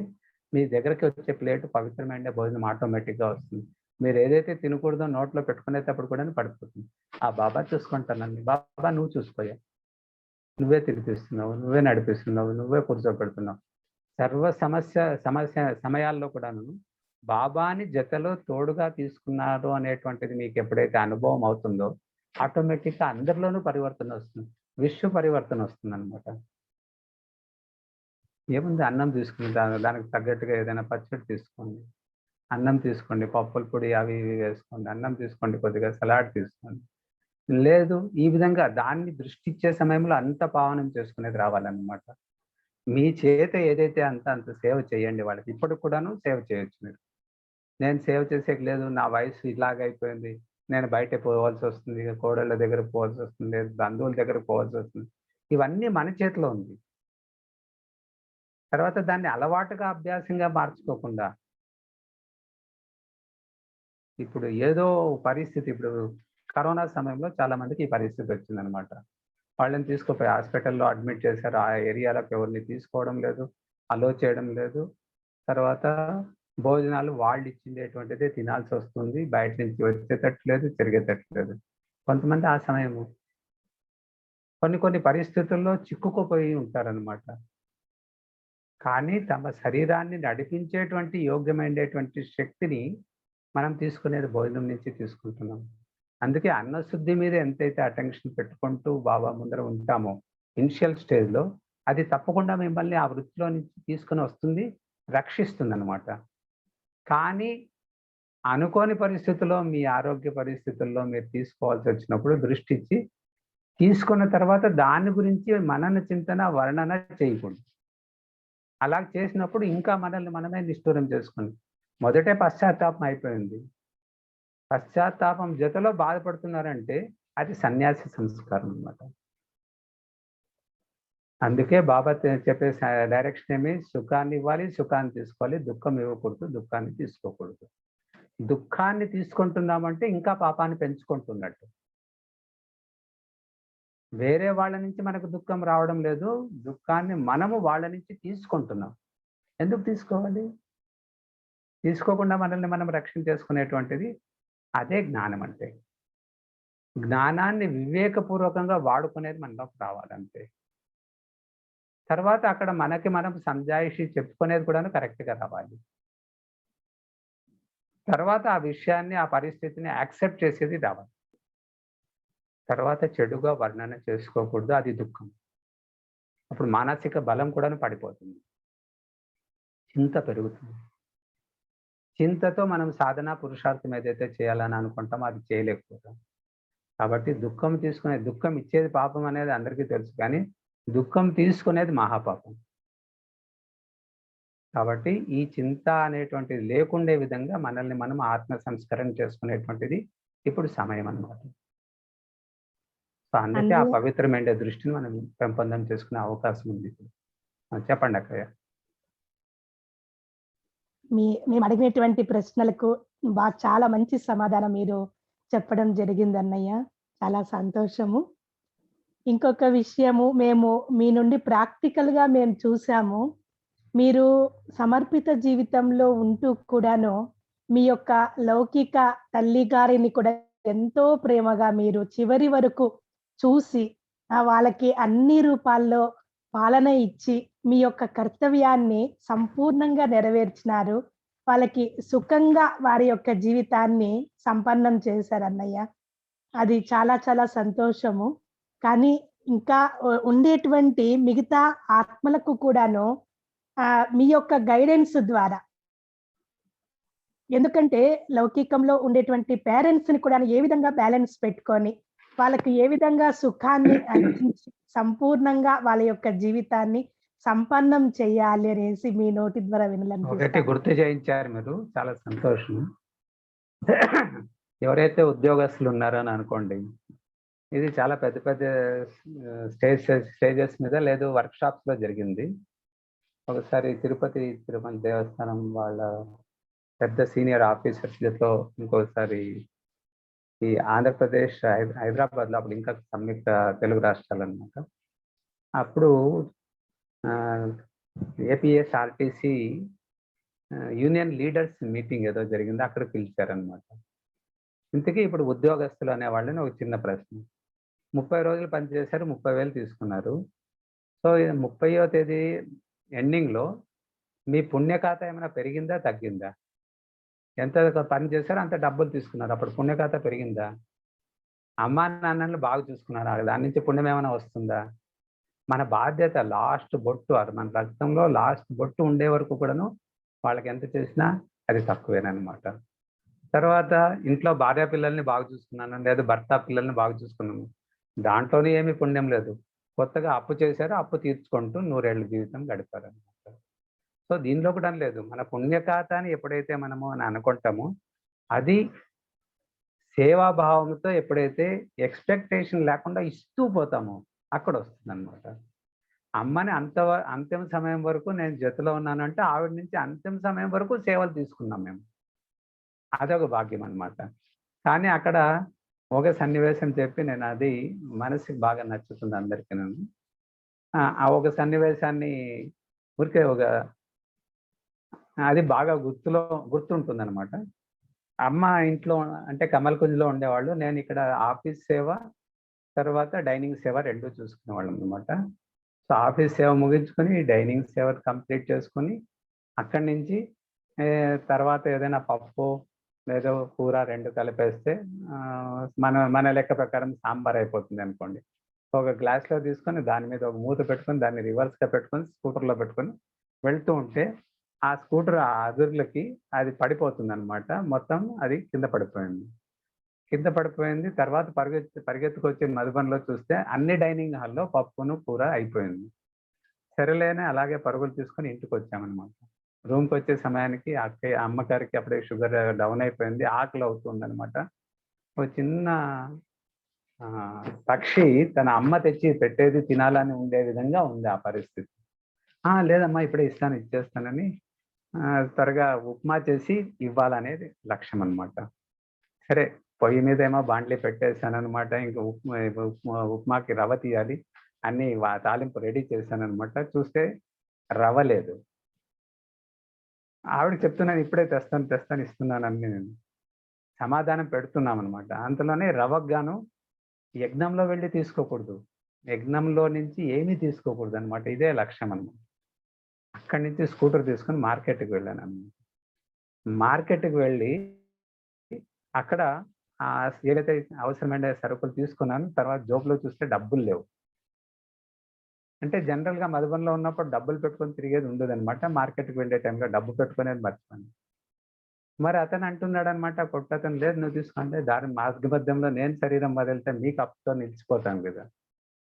సరే అక్కడి నుంచి తర్వాత పరుగు తీసుకుని వచ్చి మధుబన్లో అక్కడ టెలిఫోన్ ఎక్స్చేంజ్లో ఒక 500 రూపాయలు తీసుకుని వెళ్ళి వాళ్ళకి ఇచ్చి వాళ్ళ నుంచి తీసుకొచ్చి తర్వాత ఆ ఉప్మా ఏదైతే చేయించిన తర్వాత అమ్మ తయారైంది తీసుకుంటే, లేదు బాబు బాబాకు భోగు పెట్టాలి. కూర్చొని 3 పాటలు అయ్యేంత వరకు భోగు పెట్టిన తర్వాత బాబాకు నివేదన చేసి, తర్వాత ఆ నివేదన చేసే సమయంలోనూ ఆవిడ కళ్ళల్లో నుంచి ఏకదారిగా ఆనంద బాష్పాలు వస్తున్నాయి అన్నమాట. సో అప్పుడు ఇద్దరు బాబాకు భోగు పెట్టాము, తర్వాత తీసుకున్నాము. సో ఇక్కడ ఏది నేను ఎగ్జాంపుల్ చెప్పడము అమ్మా నాన్నల సేవ అనేది కాదు, వాళ్ళది అంతిమ సమయం వరకు కూడాను వాళ్ళ నుంచి నేర్చుకున్నాము. ఏం నేర్చుకున్నాము? ఆ విధమైన పవిత్ర భోజనం ఎట్లా దొరుకుతుంది? మధ్యలో ఫస్ట్‌లో పవిత్ర భోజనం టెన్షన్‌తో చేసేది వేరే. అంతిమ సమయంలో పవిత్ర భోజనం మీ చేతి దగ్గరకొస్తుందనమాట. మీ నోటి దగ్గరకొస్తుంది. సపోజ్ రాలేదు. బాబా నేను అక్కడ ఏదైనా అవకతవక జరిగింది. ఇప్పటి నుంచి జరుగుతుంది. జరుగుతుంది.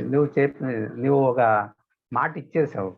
అంతిమ సమయం వరకు మీకి రొట్టి, సబ్జీ లేదు, రొట్టి, దాలు లేదు, అన్నము, పప్పు ఇచ్చే బాధ్యత నాది. మీరేది ఇది ఇస్తున్నారు, ఇదే తీసుకుంటున్నారు.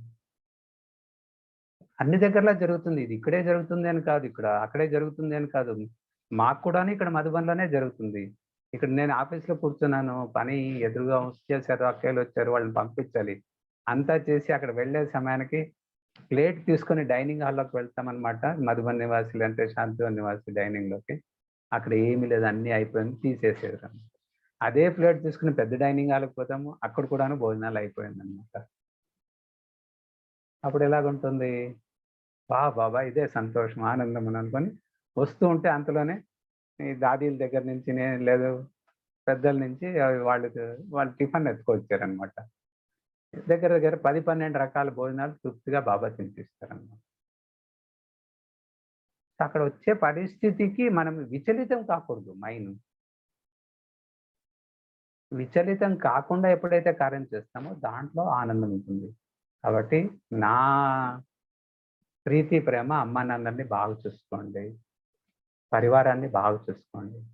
ఇంట గెలిచితే కదా రచ్చ గెలిచేది. ఇంట గెలిచినా కూడా ఇప్పుడు నాకేం బాబా ఇలాగ పెట్టారే, ఇంత నేను సేవ చేసి వస్తే నాకు తినేయట్లేదే, అట్లా ఎప్పుడు రాకూడదు.